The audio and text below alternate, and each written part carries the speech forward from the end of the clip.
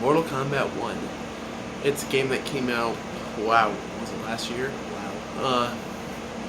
Let's say, if you guys are a fan of my channel and watch my live streams, you'll know that I live streamed the whole story in 2 parts, or if you've played the game yourself, in the story specifically, there is a post-credit scene that teases a future thing with Havoc. And that seems to have arrived, or it's going to be here in September, so almost a year since it released, and it's continuing with the story, and I'm excited for that. So I really liked the story. It was my favorite part of the game, and I'm not really big on fighter games. I just find them to be, I find them fun as like with friends and stuff, but after a while, I get really bored with them. That's me personally. I say I like story-based games and RPGs. That's pretty much it. So I'm not really big on fighter games, but I'm willing to go through a story. I'm willing to do that to go through a story that's a good story.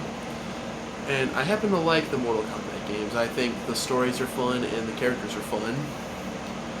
Anyway, I want to talk to you guys about the story add-on and the Kombat Pack 2. So, it seems like they're doing what they did with Mortal Kombat 11, having that aftermath sort of thing. I think the new one's called Mortal Kombat 1 Chaos Reigns, and it seems pretty interesting, and I can't say much on like what exactly is where it's going to lead, but I'm going to check it out. I think it'll be really fun. And Havoc looks menacing and seems really menacing. He just wants to create havoc everywhere he goes. And the trailer actually introduces some characters, or some old characters, but new iterations of these characters. And something I like that they did with the MK1 universe, or the new Mortal Kombat universes, they make a lot of it feel fresh. Takeda, he's the most recent DLC character added. He's not the son of Kenshi. He is a relative of Kenshi, if I recall, but I just know that they're not father and son. And I found that to be really cool. They just have some pretty cool, they did some pretty cool changes that I really like. And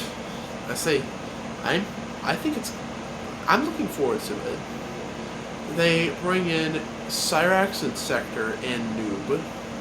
So from the look, so from the trailer, it seemed like Bihan's going to become Noob again. That's what it seemed like in the trailer. So we'll see about that. Noob, Cyrax, and Sector are the story DLC characters they're adding, and they actually gender swapped Cyrax and Sector from the looks of it. And they are not cyborgs. They have like cybernetic augmentations. And I actually find that really cool and fresh. I know they mentioned in the story, specifically after Bihan betrays them, or Smoke says to Scorpion, with Sub-Zero's treason, does that make him Grandmaster? And he said no. Cyrax and Sector's royalty to Bihan is absolute. It will not change.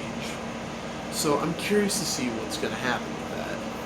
And it showed Cyrax and Sector do exist. There was nothing about the Cyber Initiative before in this new timeline, which I'm happy about, frankly. And they're doing a more original taste with it, with adding just augmentations to their characters. Like, they're the same characters. But they are not cyborgs. I think that's cool. It just really shows that they are trying to just change the status quo, and doing it with removing, making Raiden not a god, and making Sub-Zero and Scorpion brothers, although despite having that rivalry that eventually grows. They do a lot, and I think it's pretty cool, and I'm looking forward to what they have to offer. I want to talk to you guys about this Kombat Pack. So I liked the first Kombat Pack that they released. I've played a couple of the characters. I don't own the whole Kombat Pack because, like I previously stated, I am not much of a fighter game in person.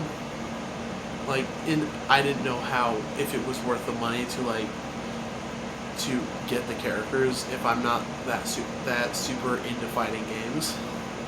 But the characters are pretty fun. I played Peacemaker, Omni-Man, and I have not played Homelander or Takeda. I've played Quan Chi before. I almost forgot the whole roster for a second. But I thought it was a really cool, unique roster.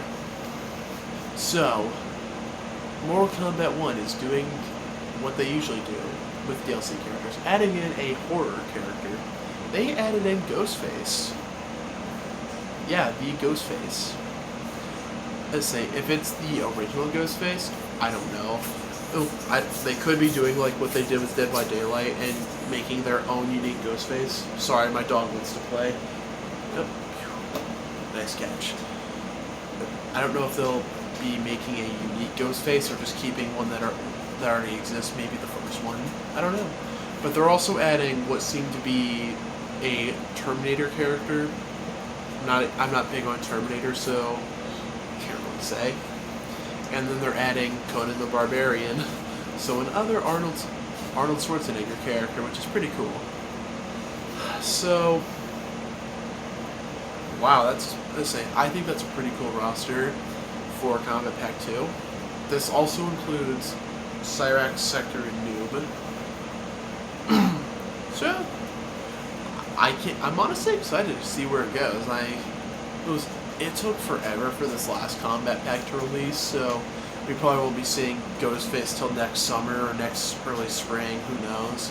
It'll be a while, but I'm excited. It seems pretty fun and cool. So, until further updates, or whenever the story drops, if I'm being honest, I don't remember the full title. Well, it's sometime in September. If I have the time, I'll live stream the continued story for you guys. I like to live stream every now and again. I'm currently going through Spider-Man 2, and then I have to get back to Legion because I've dropped from that for quite a while. But let me know your thoughts on this Mortal Kombat 1 in DLC release that's coming soon. Are you excited? Are you not excited? What are you looking forward to in terms of the story? What are you hoping the fighters are like? Which DLC character are you most excited to play? They're also bringing animalities into the game, and those look really cool, where they transform into animals and animality. I think those are really cool, and I'm excited to try those. Those seem really fun. So, I don't know if those are free or not. I know they did like holiday fatalities, and I didn't own the premium edition, if that's what it was. So I would have to pay for those fatalities, and I was like, no, I'm not paying $10 for a fatality. But let me know what you guys think. I think it's pretty cool, and I'm excited for more. So let me know your thoughts down below. Have a good one.